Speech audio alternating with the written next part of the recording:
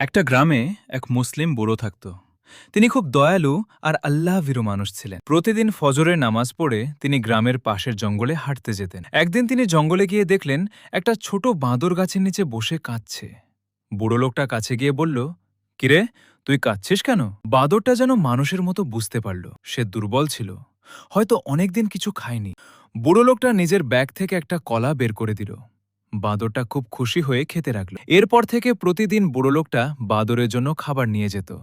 ধীরে ধীরে তাদের মধ্যে বন্ধুত্ব হয়ে গেল। একদিন বুড়ো লোকটা অসুস্থ হয়ে পড়ল, তাই কয়েকদিন জঙ্গলে যেতে পারল না। বাঁদরটা অপেক্ষা করতে করতে শেষে গ্রামে চলে এলো।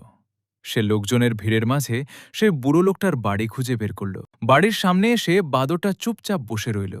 যখন বুড়ো লোকটা তাকে দেখল, তার চোখে পানি চলে এলো। সে বুঝল ছোট্ট প্রাণীটাও তার প্রতি ভালোবাসা রাখে। বুড়ো লোকটা বলল, দেখ, মানুষ হোক আর প্রাণী হোক, ভালোবাসা দিলে ভালোবাসাই ফিরে আসে।